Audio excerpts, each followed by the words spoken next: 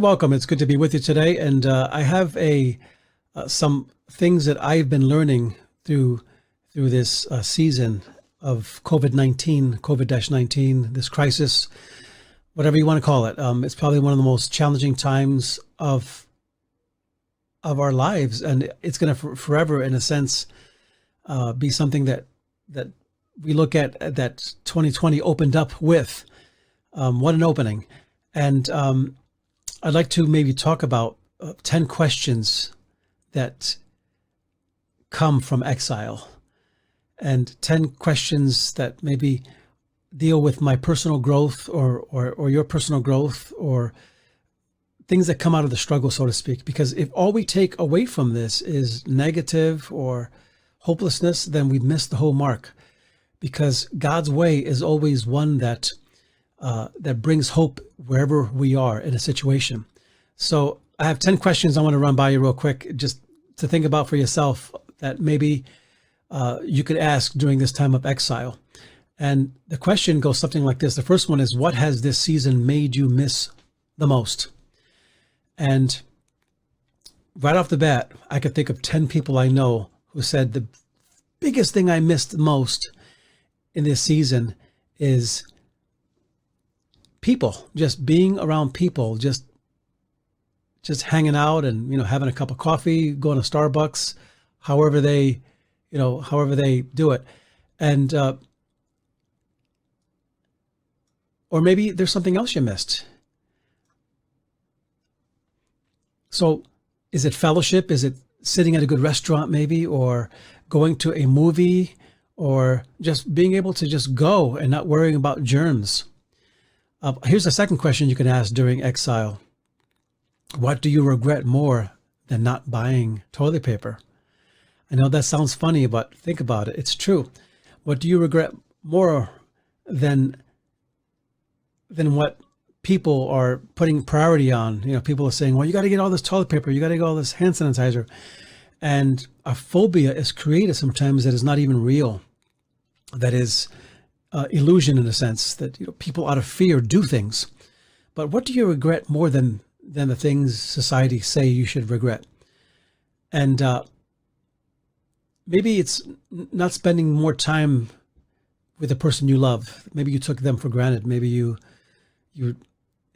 maybe not being able to enjoy the marvel of human touch, of just being able to just grab someone and hug them and say, I love you. And maybe before this crisis, we just didn't put priority on that.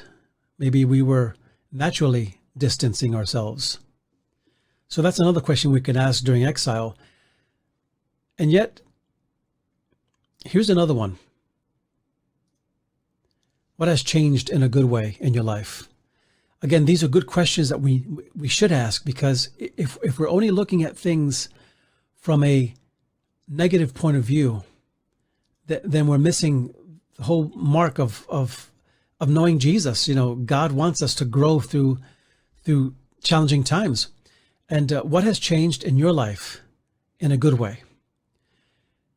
For me, I'm kind of a germaphobe in a way, so I love the fact that people are more conscious about, cleaning stuff off. And my wife always said, I'm Mr. Clean. I always like, things clean. And so that's a good change for me. But on the other hand, maybe you've had things that changed in a negative way, right? And that brings you to the next one.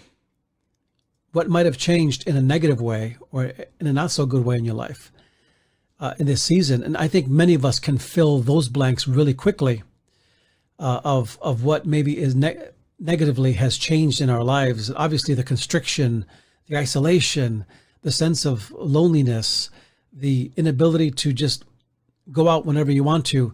And we know that people have different attitudes. Some people are saying, well, I'm going to do what I want and, whatever.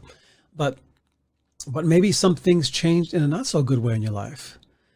Stuff that maybe you were used to enjoying every day, but now they changed. So that's another question we can ask. And but here's a good one here. What is the greatest lesson you've learned? What is the greatest lesson you've learned? That's a good question to ask. Again, because if all we do is ask God, why am I in this pain? Why all this strife and struggle and fear and doubt and depression? Why all this? We have to ask better questions.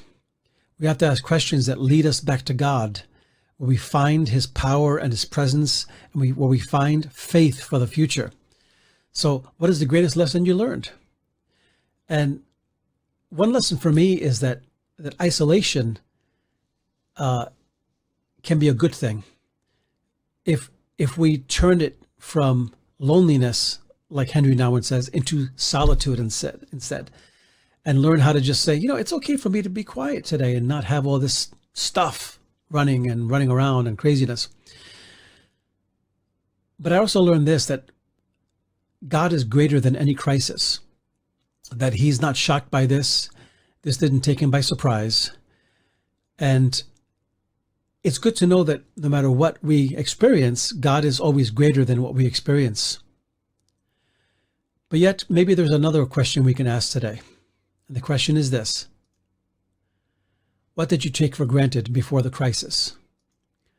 What did you maybe realize that you didn't appreciate, that maybe you appreciate now because you don't have it? Is it spending more time with maybe those that you love? Is it maybe connecting with someone that you care about? Or maybe words that you should have said to someone, but maybe you didn't. And now that the crisis is here, you really can't say them because you don't want to say them, over video. You want to say them face to face to someone.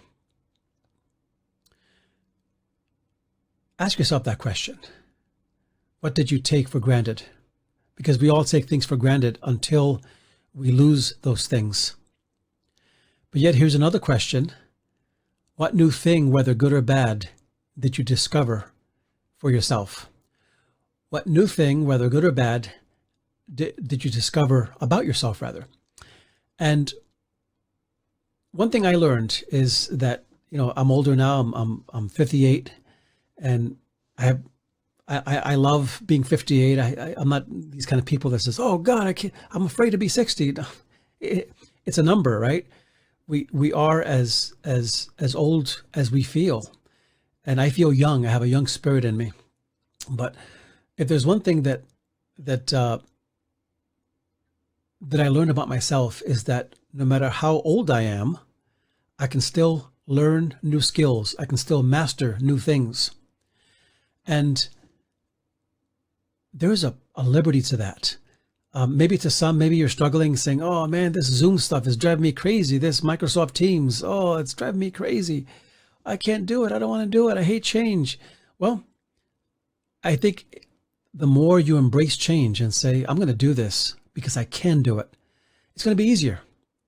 And for me, I love learning new things. I love mastering new skills. I bought more video equipment and software and things like that. And we're doing stuff for the church, just for future. Even after this, we're going to keep staying online and doing stuff online so that when people can't make it, they can watch it online. But don't be afraid of new things. No matter how old or young you are, you can always learn something new, and it actually keeps you young anyway. But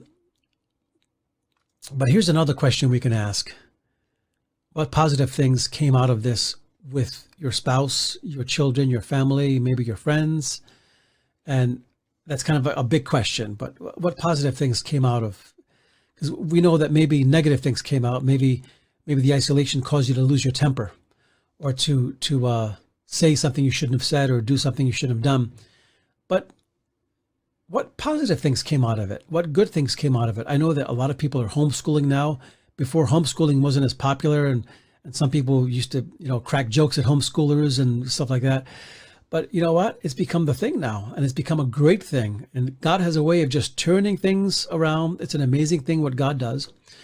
And I believe that that's a big positive thing that came. And even though I've talked to moms that are just really tired because they're the teacher now, and they're the encourager, and they're taking care of the house and all these things, and they're reinventing themselves. And that's the beauty of this too, that during these seasons, God can reinvent you and he can reinvent me in a way that we shift with elegance and we pivot back and forth with change in a way that we're not afraid. And one last question that we can ask is, what are you most thankful for? We have actually two more, but what are you most thankful for in this season? What is something you can look back and say, God, you've been so faithful. I want to thank you that you've been so good to me, Lord. And for me, I thank God, and this may sound silly to somebody, but I thank God for my wife, because if I ever got stuck with anybody in this world on an island, I'd want it to be Louisa, because she's amazing. She's a great woman, and I can't think of anybody else who could put up with me to be stuck with. She's a very patient and gracious woman. And we've grown together through this, and we've had great discussions, great debates, and some days you're cranky, some days you're not. That's okay. Get over it, right? You work through it. But I thank God for her, and that he gave her to me 27 years ago. And one last thing that we can ask before we close is, what one amazing thing happened during this season? And I know that's a broad question, and it's a good question to ask, but I know that people in our church have started their own podcasts, and they've grown. They've done amazing. One young lady has a prophetic podcast, which is doing very well on Facebook, and people are just studying the insights of the prophetic and through her wisdom. But maybe you did a project that you never thought you could do before. Maybe you overcame something you never thought you could overcome before. You're going to look back on this season and say, wow, I can't believe God brought me through. It was so amazing. I never thought we'd make it, but we did by the grace of God. And it's going to be something that I believe comes in small doses, because it's going to be a slow comeback, but we will come back by the grace of God. And you watch what God does in this season. You watch what the Holy Spirit, what he does in your life and your family and in your marriage and in your children. And so I want to encourage you today, follow the Lord always and continue to move forward in this season. God bless you. If you like this podcast, please subscribe and share it with a friend.